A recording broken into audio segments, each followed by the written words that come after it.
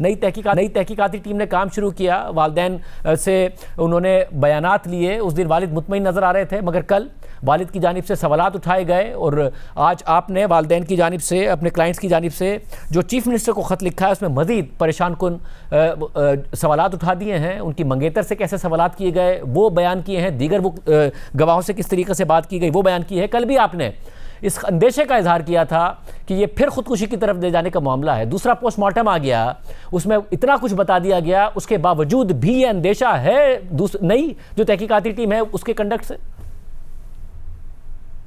देखिए जी शाह साहब, ये जो खत लिखा गया है क्लाइंट्स के इंस्ट्रक्शंस पे और सीधा चीफ मिनिस्टर साहब को, पहले तो इसकी वजह बताइए कि डायरेक्ट सीएम साहब को क्यों मुखातिब किया जा रहा है और उनको क्यों कहा जा रहा है इस केस की निगरानी करें, क्योंकि अपने अमल कॉल से और अपने फेल से जो है अपने आप को मुतनाज़ा और पार्टिजन और जानिबदार बनाया है इस केस में होम मिनिस्टर साहब ने, और काफी मिसकम्युनिकेशन की है जिसकी डिटेल्स मैंने इस केस में दी हैं, और साथ में आईजी सिंध साहब ने भी, और दोनों नाकाम रहे हैं कि जो आपकी साबका टीम थी इन्वेस्टिगेशन की, जिन्होंने सबोटाज किया इन्वेस्टिगेशन को, जिसका खमियाजा हम अभी तक भुगत रहे हैं कि टाइम के ऊपर एविडेंस प्रिजर्व नहीं किया गया, जिसमें सीसीटीवी शामिल है, जिसमें फोरेंसिक शामिल है, जिसमें सीएसयू का ना आना और उनकी भी जो कोताहियां हैं।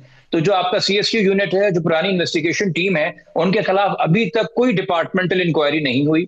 वो अभी तक अपने ही ओहदों पे कायम हो रखे हैं। वही डीआईजी ईस्ट है, वही एसएसपी ईस्ट है, वही एसपी ईस्ट है, उसी जिले के अंदर कार्रवाई और तफ्तीश हो रही है। यानी कि वो अभी भी टेम्पर कर सकते हैं एविडेंस को और विटनेसेस को। तो उनको ना सस्पेंड किया गया, ना अपनी पोस्टिंग से रिमूव किया गया, ना उनके खिलाफ डिपार्टमेंटल इंक्वायरी हुई। तो हम सीएम साहब से गुजारिश कर रहे हैं कि जी इसके खिलाफ ये काम किया जाए।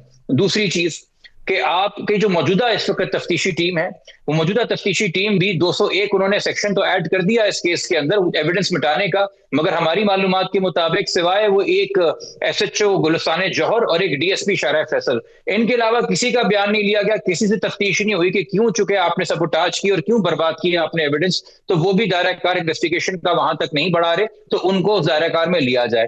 फिर आगे चलते हुए 13 अगस्त को जी मैंने आखिरी मीटिंग अटेंड की थी तफ्तीशी टीम के साथ, खानदान के साथ अपनी मौजूदगी में। उसके बाद तमाम तर मुलाकातें जो खानदान की हैं, जो मुद्दई की हैं, वो तफ्तीशी टीम से डायरेक्ट होती रही, सीपीएलसी से डायरेक्ट होती रही, और जो कुछ खदशात, जो कुछ आप लेटर में देख रहे हैं, वो उन्होंने खुद एक्सपीरियंस किया या हमें आके दूसरे गवाहों को जिनको बुलाया गया। और ये कल भी जो टिकट्स चले, खास तौर पे बिलखुसूस सिंध पुलिस की जानिब से, कि जी अभी भी कोई अभाम है, अभी भी थोड़ा मुतनाज़ा है, अभी भी क्लैरिटी नहीं है दो मेडिकल रिपोर्ट्स के अंदर। पहला एमएलओ लिख के दे चुका, suicide is here bye excluded, final report के अंदर उसने अपनी रिपोर्ट का खुलासा खुद कर दिया। Special medical board provisional report में कह चुका, गोली पीछे से लगी, जो थोड़े अरसे में केमिकल के आने के बाद रिपोर्ट के उस रिपोर्ट को फाइनल कर देंगे। आपके लोग जा जाके हेल्थ डिपार्टमेंट में कह रहे हैं कि जी हमें कोई रिटायर्ड डॉक्टर दो जो हमारे लिए तशरीह मुख्तलिफ करके दे रिपोर्ट की, या कोई आसान तशरीह करके दे। ये क्या मजाक आपने लगाया हुआ है? आप सिनेरियोज दे रहे हैं कि विटनेसेस उस पर क्या सरैया करें, यानी कि स्पेक्यूलेशन किसी कोर्ट ऑफ लॉ में एडमिसिबल एविडेंस है, चाहे वो पुलिस को आपने बयान दिया या कल को कोर्ट पे बयान दिया। सवाल तो ये होगा कि मुश्तबा साहब या जो उनकी मंगेतर है कि जी आपसे तो तुक्के लगाने को कहा गया और आपने कहा कि अगर ये सिनेरियो हो तो तुम्हारा क्या रिएक्शन होगा। और ये बात बार बार क्योंकि हमारे सामने ये जिक्र नहीं हुआ, ये बड़ा खौफनाक बात है हमारे लिए और तशवीशनाक बात है। मुद्दई को कहीं नहीं बोला गया, खानदान को कहीं नहीं बोला गया कि अभी तक इम्कान खुदकुशी का हमने दरवाजा खुला रखा हुआ है। आप गवाहों को ये बुला के, ये पसे मंजर दे के, ये माहौल बना के फिर आप उनसे क्वेश्चनिंग कर रहे हैं। और 24 सवाल हैं इस खत के अंदर जो आज तक टिल डेट 10वां दिन है। देखिए जी ऐसा नहीं है तफ्तीश आज हुई और हमने अगले दिन शोर मचा दिया, हमें कोई शौक है। 9 अगस्त को तफ्तीश चेंज हुई थी शाहिद साहब, आज 19 अगस्त है, 10 दिन गुजर चुके हैं, जिसके बाद हम अभी तक उस मेडिकल बोर्ड से बाहर नहीं आ रहे। क्या बताया है आपको जियो फेंसिंग ने, क्या बताया है आपको सीडीआर ने, क्या बताया आपको एरिया सीसीटीवी फुटेज ने, क्या बताया वो सेफ सिटी कैमरा जो 10-10 हजार के चालान देते हैं सीट बेल्ट ना पहनने पे, क्या व्हीकल्स आइडेंटिफाई किए उन्होंने, क्या मूवमेंट्स आइडेंटिफाई किए हैं? कोई जवाब नहीं है। और ये फिर जो सवाल जिस तरह से किए गए हैं कि जी वो तो मुलाजिम था अगर आपको पता चले और वो ओनर ही नहीं था, ये क्या सिनेरियो आप लोग क्रिएट कर रहे हैं? ये किधर इन्वेस्टिगेशन आप लेके जा रहे हैं? और जिब्रान ये बड़ी अहम बात है कि आप ये कह रहे हैं क्योंकि 13 अगस्त को आप आखिरी दफा आपने कहा कि गए थे और उस दिन आप और उनके वालिद मीर रजा अली के वो हमारे प्रोग्राम में भी आए थे और वो मुतमईन नजर आ रहे थे। तो फैमिली से उन्होंने बिल्कुल सही तरीके से बात की और ये नहीं इंदिया दिया कि जी हम इसको खुदकुशी की तरफ लेके जा रहे हैं, हम समझ रहे हैं कि ये खुदकुशी का एंगल भी अभी तक अलाइव है। मगर गवाहों से, जिसमें मीर रजा अली की मंगेतर भी शामिल हैं, इस किस्म के सवालात भी किए गए, ये इंदिया भी दिया कि जी हम कर रहे हैं कत्ल की तफ्तीश, बट खुदकुशी का एंगल भी कायम है, और फिर जो सवाल है उनकी डायरेक्शन ये थी। जी बिल्कुल ऐसा ही हुआ है। और ये ना सिर्फ ये कि इनको अंदिया दिया गया, मैंने खुद उनसे कंफर्म किया जी फर्स्ट हैंड, एग्जैक्टली ये सवाल दोहराए गए कि हमसे ये सवाल पूछे गए थे। हमने एक और भी चीज इसमें मेंशन की है खत के अंदर, जो मालूमात हमें बहुत troubling I. Of course media और जर्नलिस्ट जराए से ही आती हैं कि जो पहले एमएलओ हैं उनकी फाइनल रिपोर्ट इशू होने से पहले उनको पुलिस के आला हुकाम ने हुकूमती एक दफ्तर में बुला के जो है प्रेशर करने की कोशिश की और बोला कि तुम जो है अड़ जाओ इस बात पे कि सुसाइड है और तुम ये कंक्लूजन दे दो, इवन दो उसने फर्स्ट रिपोर्ट में ये कंक्लूजन नहीं दिया था।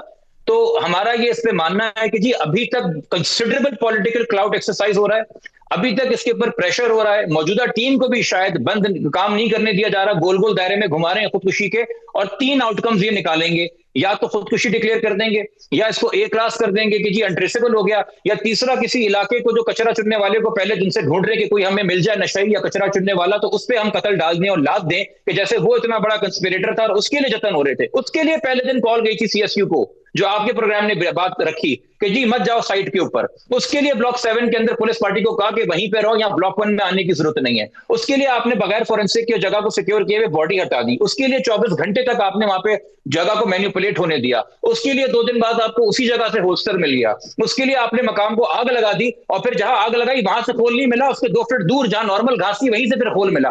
एक्टिव मैनिपुलेशन क्राइम सीन की उसकी वजह से होती रही। उसकी वजह से जो सैंपल 29 जुलाई को जब्त किए गए, सील किए गए, वो आपने 6 अगस्त को 9 दिन बाद डॉक्टर सुमैया की टीवी पे आने के बाद और ये खुलासा होने के बाद आपने भेजे। उसकी वजह से आपने रातों रात मेडिकल बोर्ड चेंज करने की कोशिश की। उसकी वजह से आपने डॉक्टर सुमैया के ऊपर अटैक किया और होम मिनिस्टर साहब ने बैठ के अटैक किया। और उसकी वजह से शहजाद इकबाल के शो पे आके होम मिनिस्टर कहते हैं कि जुडिशियल कमीशन ये तय करेगा कि रिपोर्ट पहले मेडिकल एमएलओ की सही है या मेडिकल बोर्ड की सही है। मगर सीएम साहब, और जिस बात पे हम डिनाई कर देते हैं कि जी इस कंट्रोवर्सी के लिए अगर जुडिशियल कमीशन बन रहा है या केस इन्वेस्टिगेट करने के लिए बन रहा है तो हमें नहीं चाहिए, इन्वेस्टिगेशन पुलिस का काम है, जज का काम नहीं है।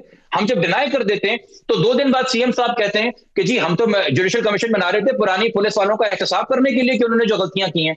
तो ये मिसकम्युनिकेशन होम मिनिस्टर के लेवल के ऊपर हो रही है कि घर आके एक बात बोली गई, टीवी पे एक बात बोली गई और सीएम साहब को एक बात कम्युनिकेट की गई, और जो आईजी साहब और होम मिनिस्टर बैठ के आज तक कोताहियों का लफ्ज इस्तेमाल कर रहे हैं, जो उन्होंने आगे चीफ एग्जीक्यूटिव को भी कम्युनिकेट किया, because we have utmost respect for the chief executive of the province. वो सीनियर मोस्ट इस वक्त सिविलियन ऑफिस होल्डर है सूबे के अंदर, उन्हीं से उम्मीद है कि वो इसकी निगरानी करें, केस की सुपरविजन करें।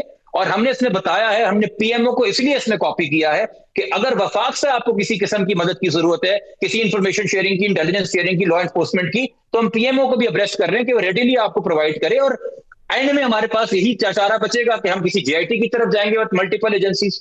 बट हम सीएम साहब से इस वक्त उम्मीद लगा रहे हैं कि मौजूदा टीम के साथ ये शायद हकायक सामने रख दें अवाम के कि कौन कातिल है, कौन ये असर रसूख इस्तेमाल कर रहा था।